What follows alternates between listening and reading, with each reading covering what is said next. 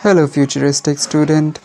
Last lesson में हमने cyber ethics के बेसिक मगर कंफ्यूजिंग टॉपिक्स को कवर किया और इस लेसन में हम सॉफ्टवेयर को कवर करने जा रहे हैं।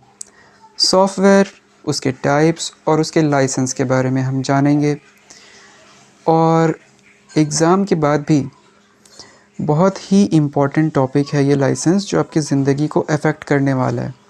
इनफैक्ट अगर आप में से किसी के घर में बिज़नेस है या फिर बिजनेसमैन बनने चाहते हैं तो लाइसेंस के टॉपिक को ना समझ कर पढ़ना, क्योंकि भले ही ये लाइसेंस सॉफ्टवेयर से जुड़ा है मगर ये सभी लाइसेंस इसी तरीके से काम करते हैं।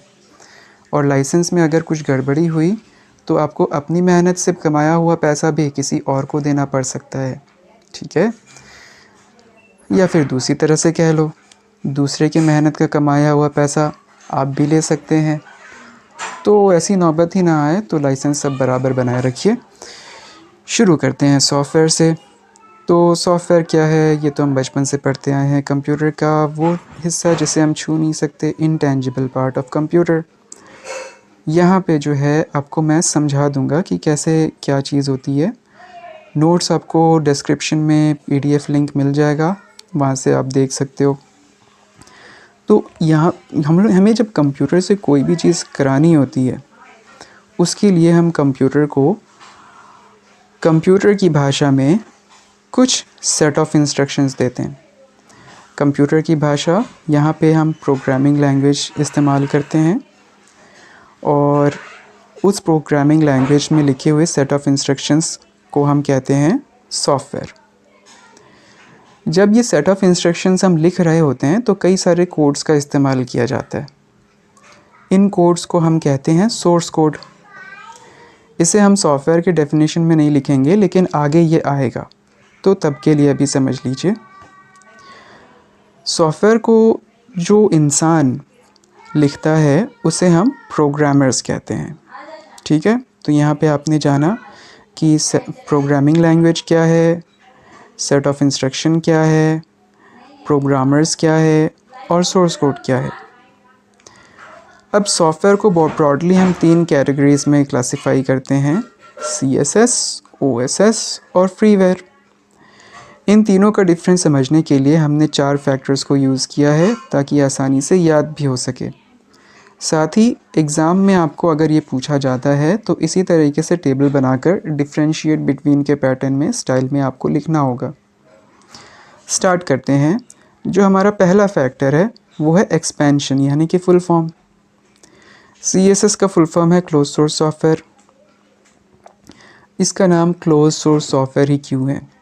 क्योंकि इसमें जो सोर्स कोड होता है वो क्लोज्ड होता है, यानी कि हमें दिखाई नहीं देता। इसे हम एक और नाम से जानते हैं, प्रोप्राइटरी सॉफ्टवेयर। यहाँ पे जो आपको AKA दिख रहा है ये आ का नहीं है, ये है ऑल्सो नोन एज।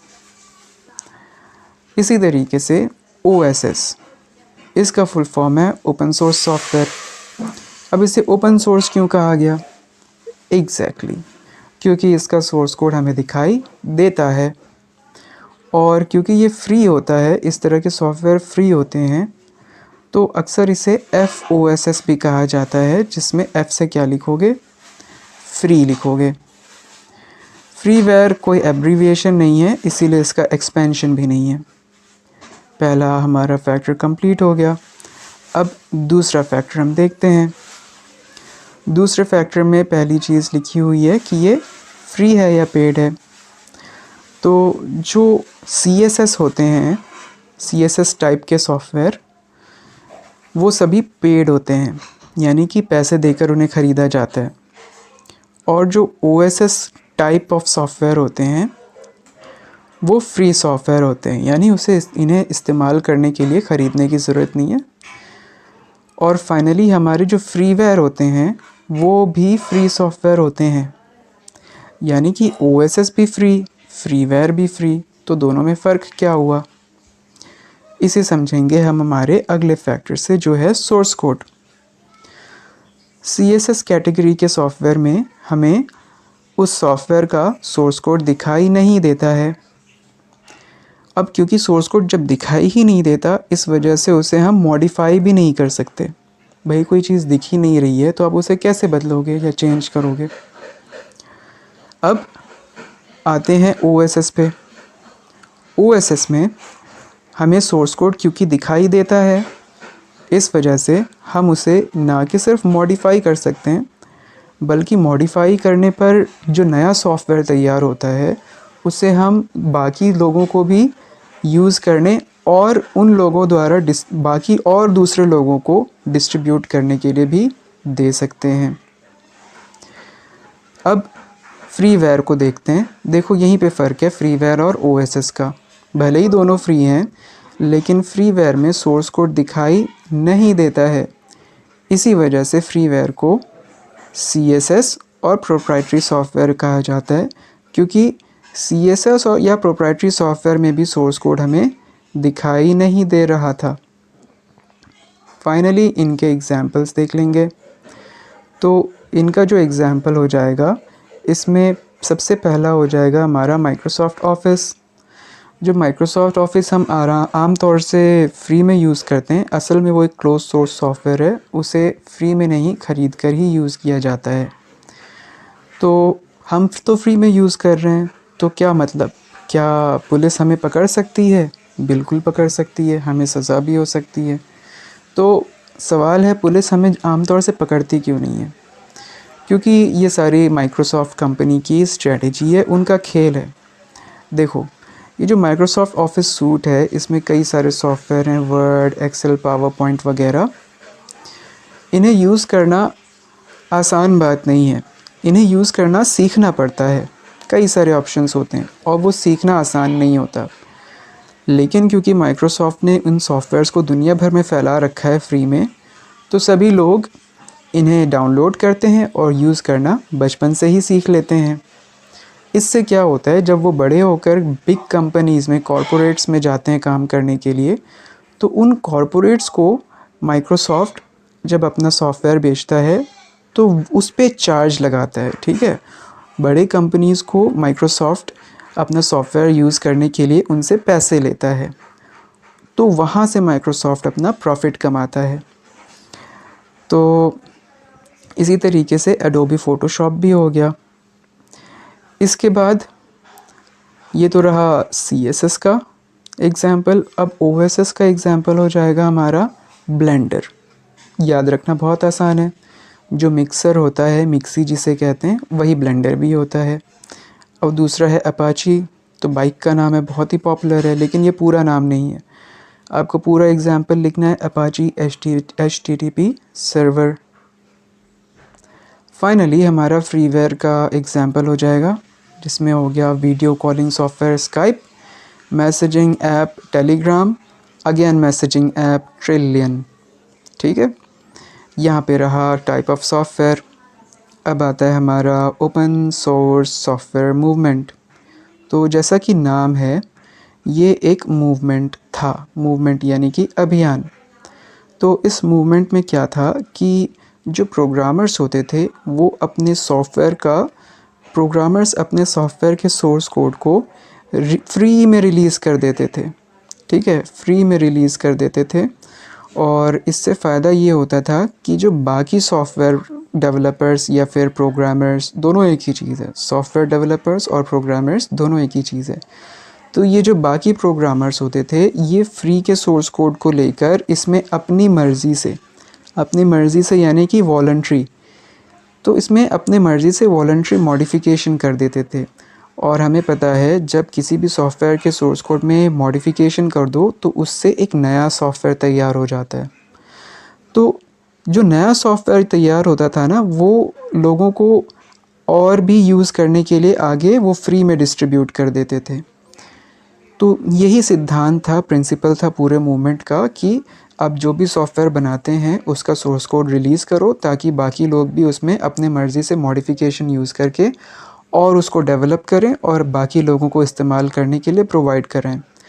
अब इस मूवमेंट से सबसे बड़ा फ़ायदा ये हुआ कि उससे एक मीडिया विकी सॉफ्टवेयर बनाया गया, और इस सॉफ्टवेयर के ज़रिए देखो ये वाली वेबसाइट तैयार हुई, और इसे तो शायद ही आपने यूज़ नहीं किया होगा, सभी इस्तेमाल करते हैं। कौन सी वेबसाइट है? विकिपीडिया।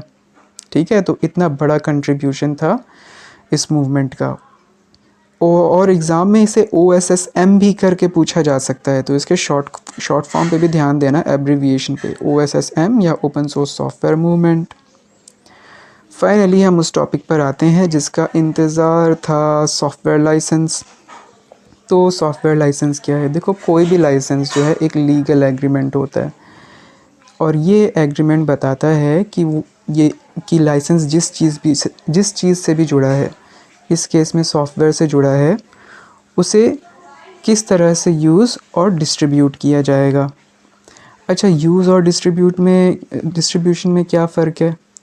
यूज़ करने का मतलब इस्तेमाल करना, डिस्ट्रीब्यूशन का मतलब किसी भी चीज़ की कॉपीज़ बनाकर उसे या तो फ्री में या तो पैसे लेकर बांटना। तो ये चीज़ है। सॉफ्टवेयर लाइसेंस एक लीगल एग्रीमेंट हो गया जिसमें कि उससे जुड़े हुए सॉफ्टवेयर के यूज़ और डिस्ट्रीब्यूशन के टर्म्स एंड कंडीशन प्रोवाइड किए जाते हैं। अब इसके जो टाइप्स हैं उन्हें याद करने के लिए एक छोटा सा इंटरेस्टिंग शॉर्टकट है। OPPN यानी कि अपोजिशन, पार्लियामेंट में मौजूद होता है। CWS यानी कि वाइल्ड लाइफ की स्टडी करने का सेंटर, जंगली जानवरों के हमारे बीच भी होते हैं, कभी कभी हम खुद बन जाते हैं। तो CWS basically centre for wild life study होता है, और DL जो है ड्राइविंग लाइसेंस होता है। तो ये तो ऐसे एक फ़नी शॉर्टकट था ताकि आपको याद रहे। एक्चुअल में क्या है? एक्चुअल में जो है O से ओपन सोर्स सॉफ्टवेयर है, ओपन सोर्स सॉफ्टवेयर लाइसेंस है। ठीक है, हम यहाँ पे लाइसेंस की बात कर रहे हैं, सॉफ्टवेयर की नहीं, इस चीज़ को ध्यान रखना। और इन सभी में से अगर कोई सबसे इम्पोर्टेंट लाइसेंस है तो वो यही वाला लाइसेंस है। और इसके दो टाइप्स होते हैं। एक टाइप का नाम है कॉपी लेफ्ट लाइसेंस और दूसरे का नाम है परमिसिव लाइसेंस। जैसा कि नाम है कॉपी लेफ्ट। कॉपी लेफ्ट का मतलब क्या है? कोई एक ओरिजिनल चीज़ है, उसकी कॉपी बना दे रहे हैं। और यहाँ पे हम किस चीज़ की बात कर रहे हैं? लाइसेंस की बात कर रहे हैं। तो क्या होता है कि एक ओरिजिनल लाइसेंस होता है जो कि एक ओपन सोर्स सॉफ्टवेयर से जुड़ा होता है। हम उस ओपन सोर्स सॉफ्टवेयर के सोर्स कोड में कुछ मॉडिफिकेशन करते हैं जिसकी वजह से एक नया सॉफ्टवेयर तैयार होता है। अब सवाल ये है कि ये जो न्यू सॉफ्टवेयर तैयार हुआ है, इसके साथ किस तरह का लाइसेंस लगेगा? जो ओरिजिनल सॉफ्टवेयर था, ओरिजिनल सॉफ्टवेयर यहाँ पे जो पहला ओपन सोर्स सॉफ्टवेयर था जिसके सोर्स कोड को हमने मॉडिफाई किया था, उसे ओरिजिनल सॉफ्टवेयर कहेंगे। तो उस ओरिजिनल सॉफ्टवेयर में जो लाइसेंस लगा हुआ है वही इस्तेमाल होगा या कोई और? तो यहाँ पे क्योंकि कॉपी लेफ्ट लाइसेंस है, तो यस, जो ओरिजिनल सॉफ्टवेयर में लाइसेंस लगा हुआ था उसी की कॉपी न्यू सॉफ्टवेयर में भी लगेगी। इसका मतलब ये है क्योंकि ओपन सोर्स सॉफ्टवेयर को फ्री में ही इस्तेमाल करना रहता है, या और उसी के अगर लाइसेंस को आप न्यू सॉफ्टवेयर में लगाओगे तो ये जो न्यू सॉफ्टवेयर है ये भी फ्री में इस्तेमाल करोगे। यानी कि आप अपने न्यू सॉफ्टवेयर को बेच नहीं सकते, यानी कि इसे हम नॉन कॉमर्शियल पर्पज़ के लिए इस्तेमाल करते हैं। ठीक है, इसके कुछ एग्जांपल हो गए GNU GPL और MPL। इम्पॉर्टेंट हैं और छोटे से हैं, और मोज़िला को तो आप फायरफॉक्स आप जानते ही हैं, तो याद कर लेना। इसी तरीके से हमारा अगला एग्जांपल हो गया परमिसिव लाइसेंस। तो जैसा कि नाम है परमिसिव, यानी कि आपको परमिशन दी गई है कि जो ओरिजिनल सॉफ्टवेयर है आपका, ओरिजिनल ओपन सोर्स सॉफ्टवेयर जिसके सोर्स कोड को मॉडिफाई करके आपने नया सॉफ्टवेयर बनाया है, नया सॉफ्टवेयर, तो उस नए सॉफ्टवेयर के साथ जो लाइसेंस इस्तेमाल करोगे ज़रूरी नहीं है कि वो ओरिजिनल सॉफ्टवेयर के लाइसेंस जैसा ही हो। आप उसमें अपने मर्ज़ी से भी कोई एक लाइसेंस लगा सकते हैं। यानी कि ओरिजिनल सॉफ्टवेयर में लाइसेंस लगा था कि उसको आप फ्री में ही यूज़ करोगे, मगर जब आप न्यू सॉफ्टवेयर में परमिसिव लाइसेंस लगा रहे हो तो आप उसमें ऐसा कोई लाइसेंस भी लगा सकते हो जिसकी मदद से आप अपने सॉफ्टवेयर को बेचकर पैसे कमा सकते हो। ठीक है, तो ये इस तरह के नए सॉफ्टवेयर को हम कॉमर्शियल पर्पस के लिए यूज़ कर सकते हैं, और इस तरह के सॉफ्टवेयर में लगने वाला जो परमिसिव लाइसेंस है उसके कुछ एग्जाम्पल यहाँ पे अपाची, MIT, BSD वगैरह लिखे हुए हैं। तो ये तो था हमारा ओपन सोर्स सॉफ्टवेयर। और ओपन सोर्स सॉफ्टवेयर के डेफिनेशन में भी यही चीज़ लिखी हुई है कि ये कैसे बनता है। इसे बनाने के लिए जो ओरिजिनल ओपन सोर्स सॉफ्टवेयर होता है उसके सोर्स कोड को मॉडिफाई कर दिया जाता है। ठीक है, नेक्स्ट हो गया हमारा प्रोप्राइटरी लाइसेंस। अब देखो यहाँ पे एक मज़ेदार बात है। प्रोप्राइटरी लाइसेंस आपके सॉफ्टवेयर जैसे माइक्रोसॉफ्ट ऑफिस सूट के वर्ड, एक्सेल हो गए, उस पे लगता है। तो क्या मतलब है इसका? मतलब ये कि आप उन सॉफ्टवेयर को ख़रीदते तो ज़रूर हैं, लेकिन आपका अधिकार सिर्फ उन सॉफ्टवेयर को इस्तेमाल करने का होता है। ठीक है, आप यूज़ कर सकते हैं, लेकिन उसके सोर्स कोड में कुछ चेंजेस नहीं कर सकते। या बेसिकली जो कॉपीराइट है, जिसे कि आप आगे इस यूनिट में पढ़ेंगे, सॉफ्टवेयर की कॉपीराइट उस सॉफ्टवेयर के बनाने वाले सॉफ्टवेयर डेवलपर के पास रहता है। और अगर आप उस सॉफ्टवेयर को ख़रीद रहे हैं तो आपको बस उसे यूज़ करने का अधिकार दिया जाता है। ये था प्रोप्राइटरी लाइसेंस। फिर हो गया परपेचुअल लाइसेंस। अब देखो, जैसा नाम वैसा काम। परपेचुअल मतलब होता क्या है? परपेचुअल यानी कि हमेशा के लिए, यानी कि एक बार आपने ख़रीद लिया तो वो हमेशा आप उसको यूज़ कर सकते हो। उसके लिए आपको लाइसेंस बार बार ख़रीदने की ज़रूरत नहीं है। और इसका एक एग्ज़ाम्पल हो गया बाइक्लिक यूट्यूब डाउनलोडर। तो बहुत ही अच्छा सॉफ्टवेयर है डेस्कटॉप PC एप्लीकेशंस के लिए। एक बार आप उसको ख़रीद लो, फिर आसानी से आप ज़िंदगी भर उसको यूज़ करते रहो यूट्यूब वीडियोस डाउनलोड करने को। फिर हो गया हमारा एक नॉन परपेचुअल लाइसेंस। अब परपेचुअल लाइफ लॉन्ग था, नॉन परपेचुअल मतलब कि थोड़ी थोड़ी देर में ख़त्म हो जाएगा, वो चाहे हफ्तों में हो, महीनों में हो, सालों में हो। तो इसका एग्ज़ाम्पल हो गया VPN या फिर एंटीवायरस सॉफ्टवेयर। ठीक है, जितने महीने या जितने साल के लिए आपने लिया है, वो स्पेसिफ़िक टाइम पीरियड तक वो काम करेगा। उस स्पेसिफ़िक टाइम पीरियड के लिए उसको लीज़ किया जाता है। ठीक है, लीज़ किया जाता है। और वो टाइम पीरियड ख़त्म हो गया तो फिर आपका लाइसेंस एक्सपायर हो जाएगा। लाइसेंस एक्सपायर हो गया तो फिर वो सॉफ्टवेयर काम करना बंद कर देगा, सही से काम नहीं करेगा, थोड़े मोड़े फंक्शंस उसमें तब भी चलते रहेंगे। तो इस वजह से आपको उसको प्रॉपर्ली काम कराने के लिए दोबारा से लाइसेंस ख़रीदना होगा। फिर हो गया हमारा कंट्रीब्यूटर लाइसेंस एग्रीमेंट, शॉर्ट में CLA। तो इसमें क्या होता है, मान लो कि तीन तरह के सॉफ्टवेयर से आप एक नया सॉफ्टवेयर बना रहे हैं। पहले सॉफ्टवेयर में लाइसेंस A लगा है, दूसरे सॉफ्टवेयर में लाइसेंस B लगा है, तीसरे सॉफ्टवेयर में भी लाइसेंस B लगा हुआ है। अब जो नया सॉफ्टवेयर तैयार हो रहा है उसमें आप A लगाओगे, B लगाओगे या कुछ नया लगाओगे? तो जो नया सॉफ्टवेयर तैयार हो रहा है उसमें आप कुछ नया लाइसेंस लगाओगे। ठीक है, कुछ नया लाइसेंस लगाओगे। तो यही चीज़ होती है कि जो ओरिजिनल सॉफ्टवेयर होते हैं, जो ओरिजिनल सॉफ्टवेयर के लाइसेंस होते हैं, उन लाइसेंस को हम इनबाउंड लाइसेंस कहते हैं। और ये इनबाउंड लाइसेंस जो नया सॉफ्टवेयर का लाइसेंस है, नया सॉफ्टवेयर के लाइसेंस को हम आउटबाउंड लाइसेंस कहेंगे। तो इन दोनों में फ़र्क रहता है, ये दोनों ही डिफरेंट रहते हैं। अब इसके बाद ये बेसिकली एक तरह का एग्रीमेंट भी है, आप कह सकते हो। ये प्रॉपरली लाइसेंस टाइप नहीं है, मगर कुछ लोग इसे लाइसेंस टाइप भी कहते हैं। तो इस चीज़ को अपने नॉलेज में रखना। इसके बाद आता है कॉन्करेंट यूज़ लाइसेंस। तो कॉन्करेंट का मतलब क्या है? एक साथ कई जगह इस्तेमाल होने वाला, या एक साथ कई जगह। ठीक है, तो ये एक मल्टी यूज़र लाइसेंस होता है। जैसे कि आपका एंटीवायरस सॉफ्टवेयर हो गया। मान लो आप 2PC का एंटीवायरस सॉफ्टवेयर इस्तेमाल कर रहे हो, तो क्या होगा, आप उसे 2 कंप्यूटर पे आसानी से इस्तेमाल कर सकते हो। लेकिन अगर मान लो आपने उसी लाइसेंस से 2 कंप्यूटर वाले सॉफ्टवेयर की जगह 3 कंप्यूटर में उन सॉफ्टवेयर को इंस्टॉल कर लिया, तब क्या होगा? तब सबसे पहले जिस कंप्यूटर पे आपने उस सॉफ्टवेयर को इंस्टॉल किया था, उस कंप्यूटर से वो सॉफ्टवेयर डीएक्टिवेट हो जाएगा, जिसकी वजह से वो सॉफ्टवेयर सही से काम नहीं करेगा। ठीक है, यही चीज़ कह रहा है कि आपको जितना स्पेसिफाइड नंबर ऑफ़ कंप्यूटर्स बताया गया है लाइसेंस में, आपको उतने ही कंप्यूटर्स पे चलाना है। उससे ज़्यादा करोगे तो काम नहीं करेगा।